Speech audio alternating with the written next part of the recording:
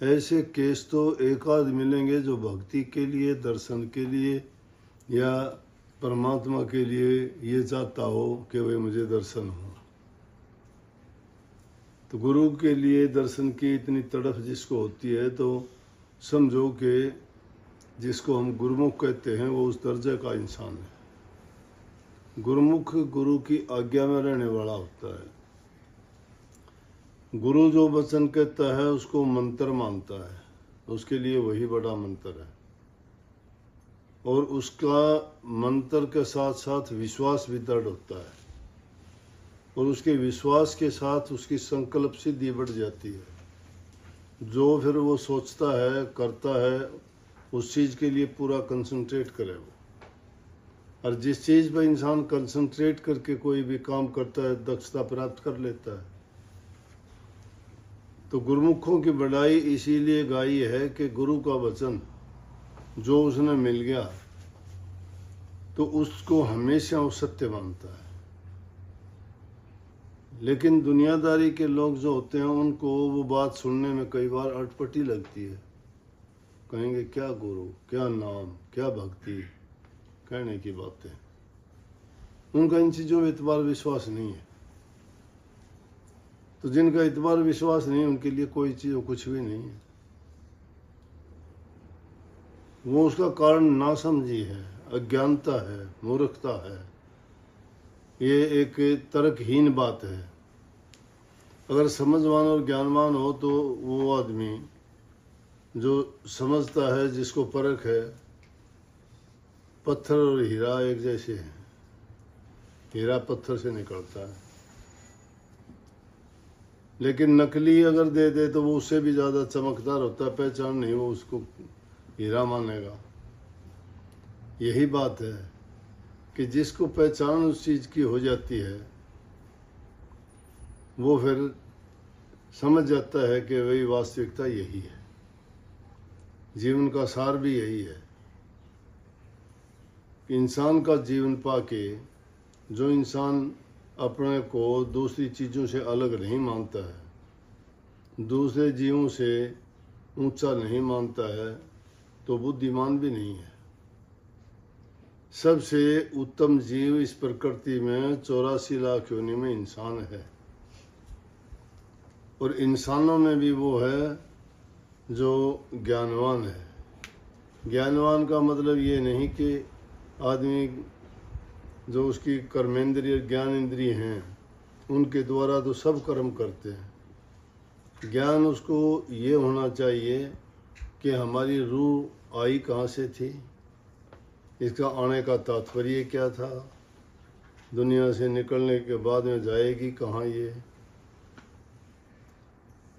दुख सुख उन चीज़ों को मानते हैं। दुख आता है तो शायद याद कर लेते हैं कि मुझे दुख क्यों हुआ। सुख आता है तो कोई याद ही नहीं करता, सब कुछ भुला बैठते हैं। तो जिनको थोड़ी भी समझ आ जाती है, भजन करना तो बहुत ऊंची बात है।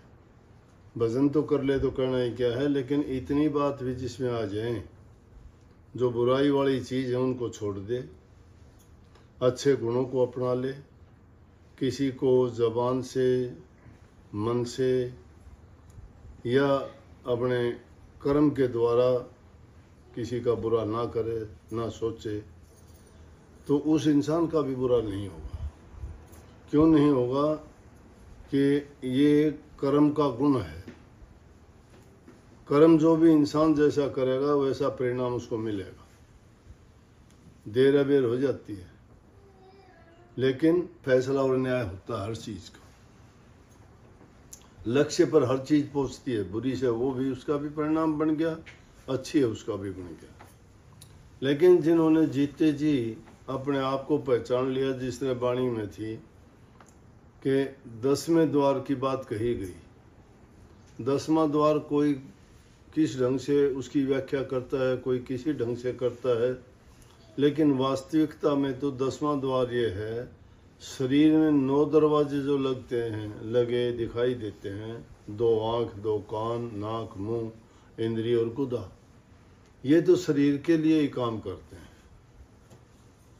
शरीर के लिए काम करते हैं। कोई स्वाद चखता है, कोई सुन के बताता है, कोई देख के बताता है। उनसे हमें ज्ञान प्राप्त होता है। कर्मेंद्रियों के द्वारा हम कर्म करते हैं।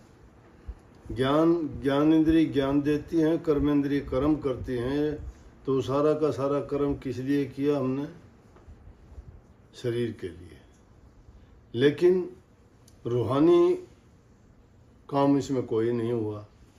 तो ये 9 दरवाजे सिर्फ संसार की ओर खुलते हैं और शरीर के लिए काम करते हैं, परंतु जो गुप्त रास्ता है वो ऊपर की तरफ हमारे शरीर में ही ऊपर की तरफ चलने वाला, क्योंकि उसका 10वां नंबर है, इसलिए भी 10वां द्वार कह देते हैं।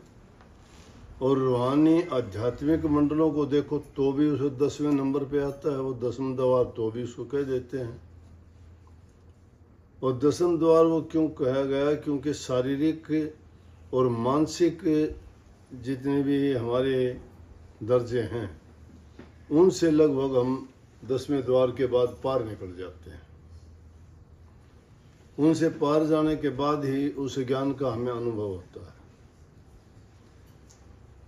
तो कहते हैं त्रिकुटी के स्थान पर गुरु के चरण हैं। हम गुरु के चरण स्थूल देह में मानते हैं, स्थूल देहधारी के। लेकिन स्थूल देहधारी से जो ज्ञान मिलता है उसको ज्ञान को लेके, और जब रूहानी दर्जों में चढ़ाई शुरू करते हैं तो जो शारीरिक शरीर में 6 दरवाजे हैं, 6 दर्जे हैं, 6 मंडल हैं, उनको छोड़ के 7वें दर्जे पर जाते हैं। वो त्रिकुटी का स्थान कहा जाता है, दोनों आँखों के मध्य में पीछे की ओर, जिसको शिव नेत्र, तीसरी आँख, ज्ञान चक्षु के भी कह सकते हैं।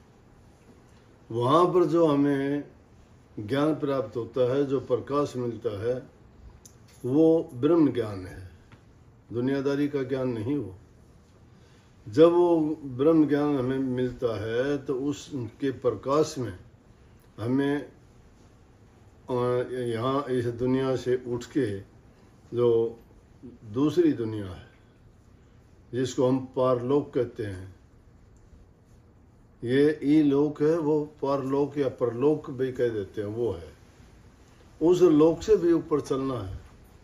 इसीलिए हमारी विनती में रद मत में कही है, 3 छोड़ चौथा पद ध्यावे, या सतयुग त्रेता द्वापर बीत्या। इनका कहने का मतलब वो युग पलटी का, उन युगों में वो ज्ञान नहीं था, गुण था। उस समय में तो पवित्र कर्म करने वाले ही पार उतर जाते थे। नाम की जरूरत है, और नाम वो भेद है जिससे इंसान को भक्ति करने का तरीका मिलता है। गृहस्थियों के लिए ये बहुत ऊंची बात है कि जिसको गुरु मिल गया, सत्संग मिल गया, नाम मिल गया, उनके लिए मर्यादा बन जाती है। जो निषेधात्मक चीजें हैं, जो इंसान के चरित्र को बिगाड़ती हैं, उसके जीवन को खराब करती हैं, उनमें 2 चीज मुख्य करके हैं, नशे और विकार, विषय विकार। नशा किसी भी चीज का हो, है तो हर चीज में नशा, अन्न में भी नशा है, जल में भी नशा है, दूध, घी, फल फ्रूट में भी अपना अपना नशा है। लेकिन ये नशे शरीर के अंदर इतनी तामसी चीज़ों को नहीं बनाते जितना कि दूसरी चीज़ें बनाती हैं, जिनको शराब कहो, अफीम, चरस, भांग, इस तरह वाली अनेकों चीज़ें ऐसी हैं जो बुद्धि को भ्रष्ट करती हैं। वो इंसान को कैसा बना काम करने के लायक छोड़ती हैं, शरीर में नुकसान करके कमजोरी लाते हैं। उनको इनकी आदत पड़ने के बाद में धन की बर्बादी, तन की बर्बादी, मन की बर्बादी, सोच विचार उसका ख़त्म हो जाता है। उनको एक ही चीज़ की ललक होती है बस। यह तो हो गया नशा। और विषय विकार होता है इंसान का चरित्र का गिरना।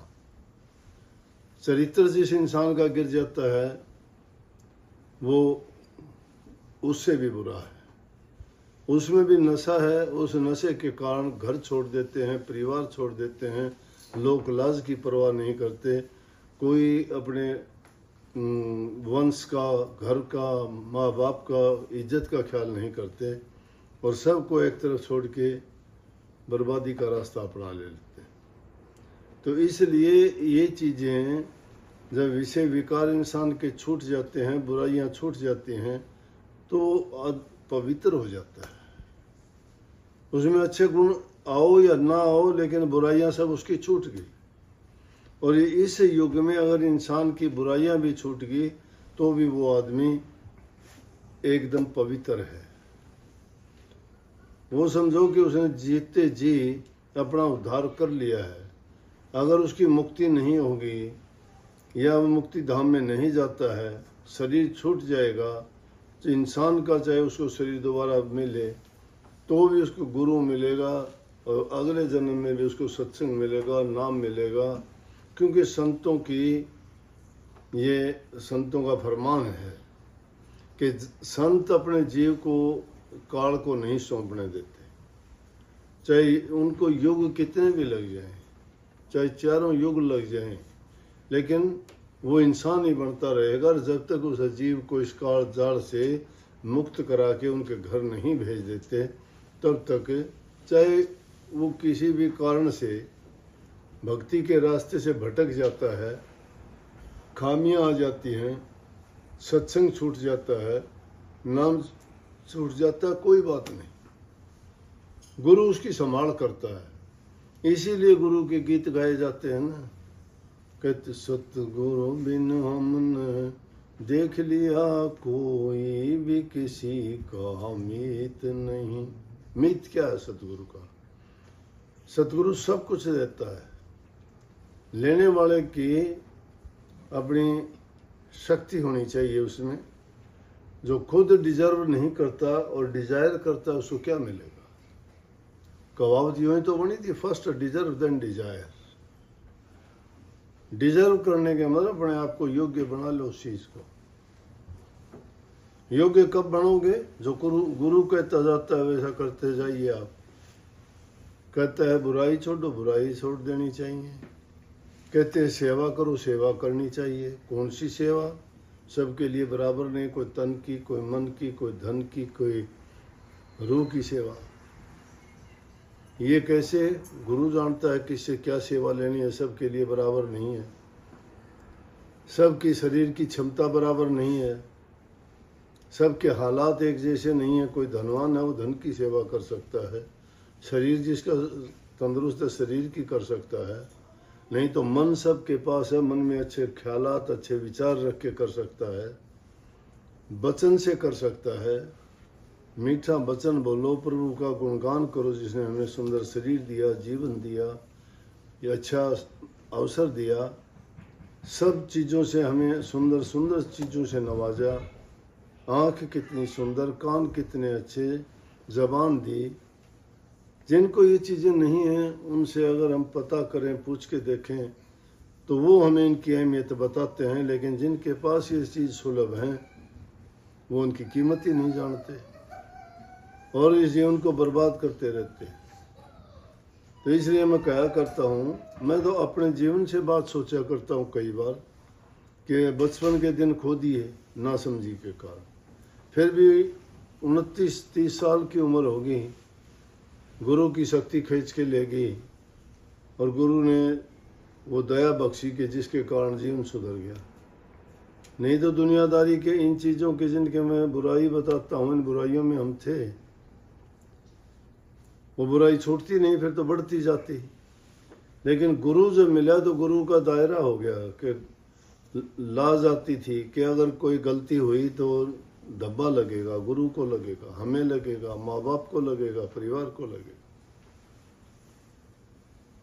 दुनिया बहुत बाधा डालती है, अच्छे रास्ते पे चल पड़ो, तुम्हारे घर के आदमी दुश्मन हो जाएंगे।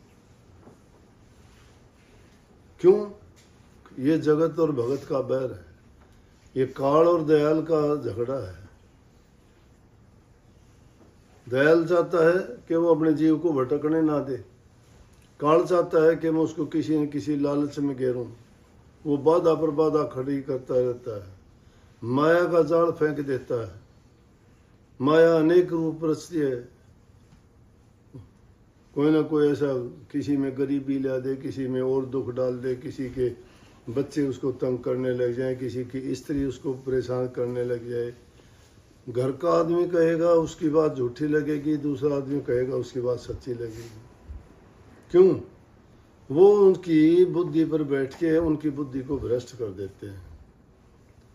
ये परीक्षा ली जाती है, इसीलिए बड़े बड़े संत हुए, उनके साथ क्या क्या घटना हुई, क्यों हुई वो घटनाएं, लेकिन वो विचलित नहीं हुए रास्ते से। परिणाम क्या हुआ?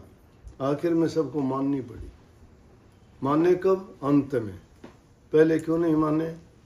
कि वो परीक्षा थी, उनका धैर्य देखना था, उनका तप देखना था, उनकी साधना देखनी थी, और उनको दृढ़ बनाना था। जब तक किसी का आलोचक नहीं होगा वो आदमी दृढ़ नहीं हो सकता।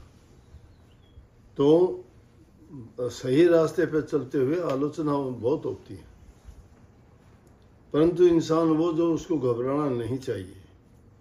गुरु की लड़ जो फड़ लेता है उसको समझ आ जाती है, वो फिर उस बात को अपने विचार और ख्यालात में तर्क की कसौटी पर कस के देखता है कि ऐसा करने से ऐसा क्यों हुआ मेरे साथ, मैंने तो कोई ऐसा काम नहीं किया फिर भी ऐसा है। लेकिन उस समय में ये वो परीक्षा समझ लेता है, धैर्य रखता है, धैर्य नहीं खोता, तो फिर मालो माल कर देता है। ये फरमान है कि ताऊंगा तपाऊंगा नक्शे तारूं खाल, मेरा भगत टिके नहीं तो पलम कर दूं निहाल। परीक्षाएं प्रभु की ओर से भी होती हैं, परीक्षा गुरु की ओर से भी होती है, परीक्षा घर वालों की ओर से भी होती है, परीक्षा दुनियादारों की ओर से भी होती है। पता नहीं क्या क्या दोष लगा देंगे। नानक साहब की घरवाली पता नहीं क्या क्या कह देती थी नानक साहब। इसी तरह से औरों की तो गिनती क्या है। कबीर साहब का नाम मैंने ऐसे ले लिया, इतने उच्च कोटि के संत चारों युगों में आए, फिर भी दुनियादारी के लोगों ने उनको क्या समझा। लेकिन जब चले गए जाने के बाद उनकी पूजा होने लगी। आज तक कबीर साहब का कोई भी मत, धर्म, पंथ, मजहब वाले हैं, जो भी बोलेगा कबीर साहब की वाणी जरूर उनकी जबान से निकलेगी, क्योंकि उन्होंने कोई ऐसा विषय छोड़ा नहीं जिसके ऊपर उन्होंने नहीं कहा। तो भाई जिंदगी अच्छी है, पवित्र है, तो अच्छे काम करो। अच्छे काम करने से आपका मन खुश होगा, तंदुरुस्ती रहेगी, घर परिवार के बच्चे घर वाले सब सुखी रहेंगे, समाज में इज्जत कदर रहेगी, तुम्हारा ये लोक भी अच्छा रहेगा और परलोक भी तुम्हारा यहीं बैठे बन जाएगा। तो इंसान अपने भाग्य का निर्माता इसीलिए कहा है, जो कर्म करता है उसका कर्म वैसा ही उसको फल मिलता है। तो अच्छे कर्म करो, अच्छे रास्ते पे चलो, अपना कमा के खाओ, नीयत को सच्ची रखो, परमात्मा अंग संग तुम्हारे हमेशा साथ है, दूर है ही नहीं। आशीर्वाद। राधा।